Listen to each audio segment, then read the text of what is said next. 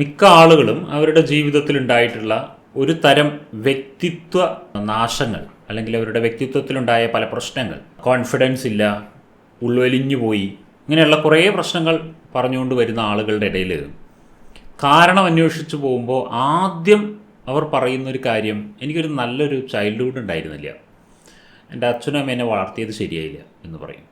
Abused childhood traumas അത് വേറെയാണ്. പക്ഷേ അബ്യൂസ്ഡ് ചൈൽഡ്ഹുഡ്, നല്ലൊരു പാരൻറ്റിങ് കിട്ടിയില്ല, റോങ് പാരൻറ്റിങ് കൊണ്ട് ഞാൻ ഇങ്ങനെയായി മാറി എന്നുള്ളത് സത്യമാണത്. ഒരു വ്യക്തിയുടെ ആദ്യത്തെ 13 വർഷത്തിനകം ആ വ്യക്തിയുടെ ഉള്ളിലേക്ക് ഇഞ്ചക്റ്റ് ആവുന്ന കാര്യങ്ങൾ തീർച്ചയായിട്ടും ആ വ്യക്തിയിൽ പൂർണ്ണമായിട്ടും ഡീപ്പ് റൂട്ടഡ് ആയിരിക്കും. പക്ഷേ എനിക്ക് ഇതിൽ ഒരു വ്യത്യസ്തമായ കാഴ്ചപ്പാടുണ്ടായത് എപ്പോഴാണെന്ന് അറിയുമോ? എൻ്റെ ഒരു മുസ്ലിം സുഹൃത്തുണ്ടായിരുന്നു. ആ വ്യക്തി ഒരിക്കലും എത്തിസ്റ്റായി മാറി. ഒരു 2-3 കൊല്ലം മുമ്പ് അദ്ദേഹം നിരീശ്വരവാദിയായി മാറി. നല്ല പ്രഗത്ഭനായൊരു നിരീശ്വരവാദിയാണ് പുള്ളി ഇന്ന്. അപ്പം ഞാൻ ആ പുള്ളിയോട് ചോദിച്ചൊരു കാര്യം ഉണ്ടായിരുന്നു. അദ്ദേഹത്തിന് ഒരു 30 വയസ്സോളം ഉണ്ട് കേട്ടോ. എന്താ സംഭവം എന്ന് വെച്ചാൽ, പുള്ളി എനിക്ക് മുമ്പേ അറിയാം. പുള്ളി എന്നോട് ഇങ്ങനെ സന്ദേഹപരമായിട്ടുള്ള കാര്യങ്ങളൊക്കെ സംസാരിക്കുമായിരുന്നു, ആശയപരമായ കാര്യങ്ങൾ, റിലീജിയസ് ആയ കാര്യങ്ങളൊക്കെ സംസാരിക്കുമായിരുന്നു. അപ്പോഴൊക്കെ അദ്ദേഹം ഈ റിലീജിയനിൽ നിന്ന് മാറിപ്പോകാൻ വേണ്ടി തീരുമാനിച്ചിരുന്ന കാലത്ത് അദ്ദേഹത്തിന് ഒരുപാട് ആശയക്കുഴപ്പം മനസ്സിനകത്തുണ്ടായിരുന്നു. അതിലൊക്കെ അദ്ദേഹം പറഞ്ഞിരുന്നൊരു പോയിന്റ് എന്തായിരുന്നു എന്ന് വെച്ചാൽ, ചെറുപ്പം മുതലേ, വളരെ ചെറിയ പ്രായം മുതൽ തന്നെ മദ്രസയിൽ പോയിട്ട് ഇങ്ങനെ പഠിച്ചിട്ട് ആ ചെറുപ്പം മുതൽ തന്നെ നമുക്ക് മതപഠനം ചെയ്യുന്നത് കൊണ്ട് നമ്മളുടെ തലയിൽ മതം നോർമലി ആ മതത്തിൻ്റെ കാഴ്ചപ്പാടുകളാണ് കയറിക്കൂടിയിട്ടുള്ളത്. അതുകൊണ്ട് അതിൽ നിന്ന് മുക്താവൽ പോസിബിൾ അല്ല അനിൽ എന്ന് എന്നോട് പറയുമായിരുന്നു. പക്ഷേ പിന്നെ ഒരു സുപ്രഭാതത്തിൽ ആ പുള്ളി മതമുക്തനായി മാറിയിരിക്കുന്നു, നിരീശ്വരവാദിയായിരിക്കുന്നു. പൂർണ്ണമായിട്ടും ആ മതത്തിൻ്റെതായ എല്ലാ ചട്ടക്കൂടും പുറത്തു ചാടി പുള്ളി. ഞാൻ മതത്തിനെ കുറിച്ചിട്ട് പറയാനല്ല ഇത് പറയുന്നത്. ഇതെങ്ങനെ സംഭവിക്കുന്നു? 13 വയസ്സിനകം ഒരു വ്യക്തിയുടെ ഉള്ളിലേക്ക് എന്ത് കയറിക്കൂടിയോ അതായിരിക്കും ആ വ്യക്തിയുടെ വ്യക്തിത്വം എന്നാണല്ലോ പറയുന്നത്. അതിൽ ഒരു മാറ്റം കൊണ്ടുവരാനുള്ള പോസിബിലിറ്റി ഉണ്ടല്ലോ എന്നുള്ള ചിന്തയാണ് അപ്പോൾ എൻ്റെ ഉള്ളിൽ വന്നത്. ഒരു വ്യക്തിക്ക് അത്രയധികം സ്ട്രോങ് ആയിട്ടുള്ള ഒരു ചിന്താഗതിയും അതിനനുസരിച്ചിട്ടൊരു ഫീഡിങ്, അറിവുകൾ, വ്യത്യസ്തമായ വേറൊരു ടൈപ്പ് അറിവുകളൊക്കെ ഉള്ളിലേക്ക് കറക്റ്റായിട്ട് കയറി കഴിഞ്ഞാൽ, ഈ ഒരു റിലീജിയൻ എന്നൊക്കെ പറയുന്ന ഒരാളുടെ ബ്ലഡിൽ അലിഞ്ഞു ചേർന്ന് കിടക്കുന്ന സാധനമല്ലേ, അത്രയും ഡീപ്പ് റൂട്ടഡ് ആയിട്ടുള്ള സാധനമല്ലേ, അതിൽ നിന്ന് പോലും ഒരു വ്യക്തിക്ക് മാറാൻ പറ്റുന്നുണ്ട് എന്നുണ്ടെങ്കിൽ എന്തുകൊണ്ട് ബാക്കി കാര്യങ്ങളിൽ നമുക്ക് എൻ്റെ ചൈൽഡ്ഹുഡ് അങ്ങനെയായിരുന്നു എന്ന് പറഞ്ഞുകൊണ്ടിരിക്കേണ്ട ആവശ്യം എന്താ? അതാണ് ഞാൻ ചിന്തിച്ചത്. ആ വ്യക്തി ചെയ്തത് ശരിയോ തെറ്റോ എന്നുള്ളതല്ല എൻ്റെ വിഷയം. ചെറുപ്പത്തിൽ തന്നെ നമ്മുടെ ഉള്ളിലേക്ക് കയറി കൂടിയ കാര്യങ്ങളെ ഏതോ ഒരു ഘട്ടത്തിൽ നമുക്ക് അങ്ങനെയല്ല ജീവിക്കേണ്ടത്, വേറൊരു രീതിയിലാണ് ജീവിക്കേണ്ടത് തോന്നിക്കഴിഞ്ഞാൽ മാറ്റാനുള്ള ഒരു ഓപ്ഷൻ അവിടെ ഉണ്ട് എന്നുള്ളതാണ് എനിക്ക് മനസ്സിലായ കാര്യം. അപ്പോൾ ഞാൻ ചിന്തിക്കാൻ തുടങ്ങിയതാണ് അതിൻ്റെ പോസിബിലിറ്റിയെക്കുറിച്ച്. അപ്പോൾ ഞാൻ പലപ്പോഴും പറഞ്ഞിട്ടുണ്ട്, ഒരു വ്യക്തിയുടെ വലിയൊരു ശതമാനം ആ വ്യക്തിയുടെ വ്യക്തിത്വത്തെ ഗൈഡ് ചെയ്യുന്ന ആ വ്യക്തിയുടെ ജെനറ്റിക്സ് ആണ്. പിന്നെ വലിയൊരു ശതമാനം ആ വ്യക്തിയുടെ വ്യക്തിത്വത്തെ ഗൈഡ് ചെയ്യുന്നത് ആ വ്യക്തിക്ക് വളരെ ചെറുപ്പത്തിൽ 13 വയസ്സിനുള്ളിലൊക്കെ സെൻട്രൽ നെർവസ് സിസ്റ്റം സെറ്റാവുന്ന പ്രായത്തിൽ ആ വ്യക്തിക്ക് കിട്ടിയ ഇൻഫർമേഷനും ശീലങ്ങളും ഒക്കെയാണ്. എന്നാൽ ആ വ്യക്തിയുടെ ജീവിതത്തിൽ ആ വ്യക്തിക്ക് എപ്പോൾ വേണമെങ്കിൽ ട്രാൻസ്ഫോം ചെയ്യാകുന്ന ഒരു പേഴ്സൻറ്റേജ് കൂടെ കിടക്കുന്നുണ്ട്. ഇതിന് വിൽ പവർ കൾച്ചർ എന്നാണ് പറയുക. അവൻ ചിന്തിച്ച് പരിവർത്തനപ്പെടുത്താൻ സാധ്യതയുള്ള ഒരു പോയിന്റ്, അങ്ങനെ കുറച്ച് പേഴ്സൻറ്റേജ് കിടക്കുന്നുണ്ട്. ആ പേഴ്സൻറ്റേജിനെ ഈ വ്യക്തി യൂസ് ചെയ്തു, അതുകൊണ്ടാണ് ഈ വ്യക്തി ഇങ്ങനെ ആയത്. അപ്പോൾ ഒരു പോയിന്റിൽ വെച്ചിട്ട് ഒരു വ്യക്തിക്ക് ഇത്രയും ഡീപ്പ് റൂട്ടഡ് ആയിട്ടുള്ള ഒരു കൾച്ചറിനെ മാറ്റാൻ പറ്റുമെങ്കിൽ അപ്പോൾ വേറെ എന്തും നമുക്ക് മാറ്റാൻ പറ്റുന്ന ഉറപ്പല്ലേ? അവിടെയാണ് ഇത് ഒരു പുതിയ ട്രെൻഡായി വരുന്നുണ്ട്. എൻ്റെ പാരൻറ്റിങ്, എനിക്ക് കിട്ടിയ പാരൻറ്റിങ് ശരിയായിരുന്നില്ല എന്ന് പറഞ്ഞ് അവനെ ഞാൻ ഇങ്ങനെ ആയിരിക്കുന്നു എന്നുള്ളതിൻ്റെ ഉത്തരവാദിത്വത്തിൽ നിന്നും രക്ഷപ്പെടുത്തുവാനുള്ള ടെക്നിക്ക് ഒരു പരിധിവരെ ഞാനത് അംഗീകരിക്കും ചെയ്യുന്നുണ്ട് കേട്ടോ. കാരണം ഒരു വലിയൊരു പേഴ്സൻറ്റേജ് അത് ബാധിക്കുന്നത് കൊണ്ട് തന്നെ. പക്ഷേ ഒരു വ്യക്തിക്ക് സ്വയം മാറാൻ സാധ്യതയുണ്ടെന്നുണ്ടെങ്കിൽ എന്തും ചെയ്യാൻ പറ്റും എന്നുള്ളതിന് ഇവിടെ പ്രൂഫുണ്ട്. അപ്പോൾ ഞാൻ എന്നെക്കുറിച്ചും തന്നെ ഒന്ന് ചിന്തിച്ചു നോക്കി. അങ്ങനെ ചിന്തിക്കുകയാണെങ്കിൽ എൻ്റെ ചെറുപ്പകാലം എങ്ങനെയായിരുന്നു? ഭയങ്കര ലാളനകളും സ്നേഹവും പരിപാലനകളൊക്കെ കിട്ടിയ പാരൻറ്റിങ് എനിക്ക് ഉണ്ടായിട്ടുണ്ടോ എന്ന് ഞാൻ ചിന്തിച്ചു നോക്കി. ഉണ്ടായിട്ടില്ല. അതാ രസം. നമുക്കെല്ലാവർക്കും അറിയാവുന്നൊരു കാര്യമാണ്, ഇന്ന് നിങ്ങളൊരു 30-40 വയസ്സുള്ള നിങ്ങളുടെ കുട്ടിയെ സ്നേഹിക്കുകയും പരിപാലിക്കുകയും ചെയ്യുന്ന പോലെയൊന്നും നമ്മളുടെയൊക്കെ അച്ഛനമ്മമാരുടെ കാലഘട്ടത്തിൽ എല്ലാവർക്കും മക്കളെ അങ്ങനെ സ്നേഹിക്കാനും പരിപാലിക്കാനും അറിയുമായിരുന്നില്ല. അതൊരു സത്യമാണ്. കഴിഞ്ഞ കാലഘട്ടങ്ങളിൽ അതിനൊരു കാരണമുണ്ട്. അന്നത്തെ മെയിൻ പ്രശ്നം ദാരിദ്ര്യമായിരുന്നു. അതായത് മക്കൾ കുറേ ഉണ്ടാകും, ഇവരെയൊക്കെ വളർത്തി വലുതാക്കും വേണം. ഇത്ര ഒരു കുട്ടിയൊന്നുമല്ലല്ലോ മുമ്പുണ്ടാവുക.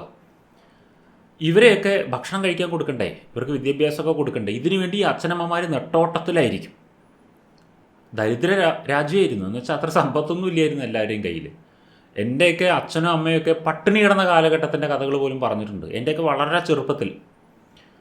അപ്പോൾ ഭക്ഷണത്തിന് വേണ്ടി ഓടി നടക്കുന്ന ഒരു ജനത ഉണ്ടായിരുന്ന കാലഘട്ടത്തിൽ അത്ര വലിയ ലവ് ആൻഡ് കെയർ ഒന്നും ഉണ്ടാവില്ല. തിന്നാൻ തരുന്നതൊക്കെ തന്നെ വലിയ സ്നേഹം അന്നത്തെ കാലത്ത്. അപ്പോൾ എന്നിട്ട് അന്നത്തെ കാലത്ത് വളർന്നു വലുതായ നമ്മളുടെ ഈ പ്രായത്തിലുള്ളവരോ അല്ലെങ്കിൽ നമ്മളെക്കാൾ മൂത്ത ആളുകളൊക്കെ ഉണ്ടാവും അങ്ങനത്തെ പാരൻസിൻ്റെയൊക്കെ. എന്ന് വെച്ചാൽ വലിയൊരു ശതമാനം പാരൻസ് അങ്ങനെയായിരുന്നു. എന്നിട്ട് അവരൊക്കെ ഇങ്ങനെ ഡിപ്രഷൻ അടിച്ചിരിക്കുകയാണോ, അച്ഛനും അമ്മയും വളർത്തിയത് ശരിയില്ല എന്ന് പറഞ്ഞിട്ട്? അല്ല, അതിൽ നിന്നും നല്ല നല്ല ആളുകൾ ഉണ്ടായിട്ടില്ലേ?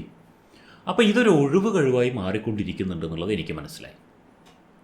അതായത് മനുഷ്യൻ എപ്പോഴും തൻ്റെ എന്തെങ്കിലും കുറ്റങ്ങളും കുറവുകളും എന്തിൻ്റെങ്കിലും തലയെ കൊണ്ട് ചാർത്തുവാൻ ഭയങ്കര ഇഷ്ടമാണ്. ആ ദൈവദോഷം, സർപ്പദോഷം, പൂർവികരുടെ കർമ്മദോഷം, ഗ്രഹനിലയുടെ ദോഷം, ഇങ്ങനെ പല ദോഷങ്ങളും നമ്മൾ കണ്ടുപിടിച്ചിട്ടുള്ള ഇതിന് വേണ്ടിയിട്ടാണ്, നമുക്ക് മുങ്ങാൻ വേണ്ടിയിട്ട്. നമ്മളുടെ ജീവിതത്തിലുണ്ടാകുന്ന ദോഷങ്ങളുടെ ഉത്തരവാദിത്വം അവനവൻ ഏറ്റെടുക്കുവാൻ തയ്യാറല്ലാതെ ഇരിക്കുകയും മറ്റെന്തിൻ്റെങ്കിലും തലയിൽ ചാരിയിട്ട് മിണ്ടാതിരിക്കുകയും ചെയ്യുന്നതിനുള്ള ഒരു യുക്തി. ഇത് അലസ മനസ്സിൻ്റെ ഒരു യുക്തിയാണ്.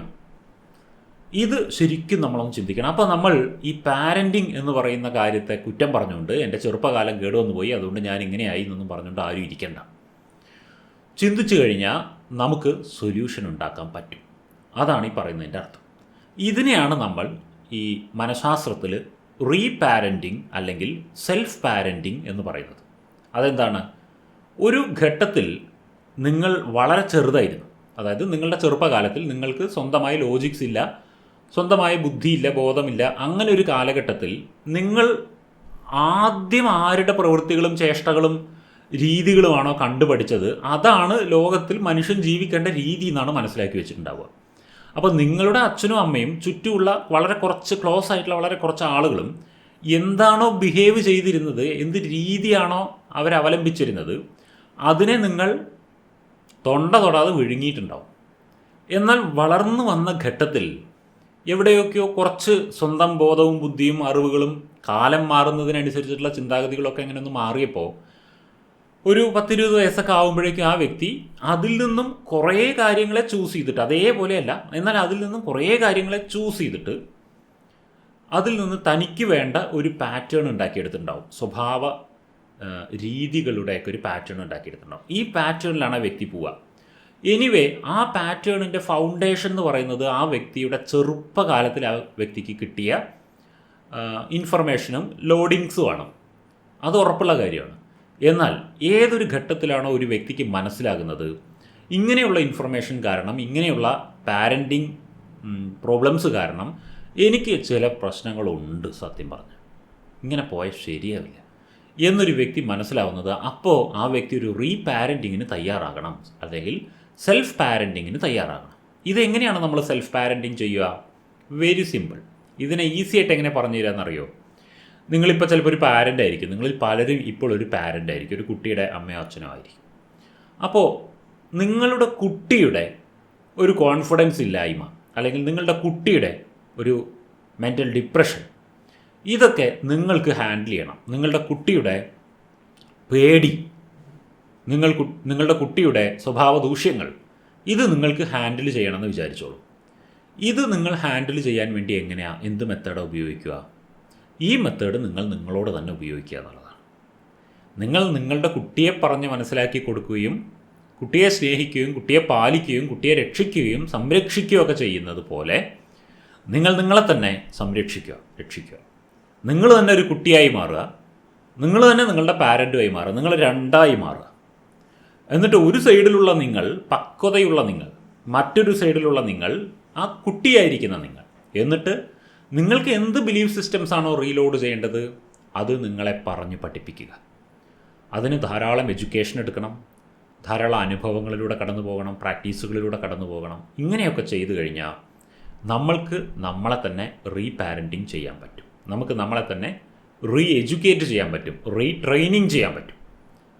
അത് ചെയ്യാൻ നിങ്ങൾ തയ്യാറാണെന്നുണ്ടെങ്കിൽ നിങ്ങൾക്ക് നിങ്ങളുടെ കിട്ടിയ പാരൻറ്റിങ്ങിനെ കുറിച്ച് കുറ്റം പറഞ്ഞുകൊണ്ടിരിക്കേണ്ടി വരില്ല. ഇത് ചെയ്ത് നോക്കാതെ നിങ്ങൾ കുറ്റം പറയുന്നത് ന്യായവുമല്ല.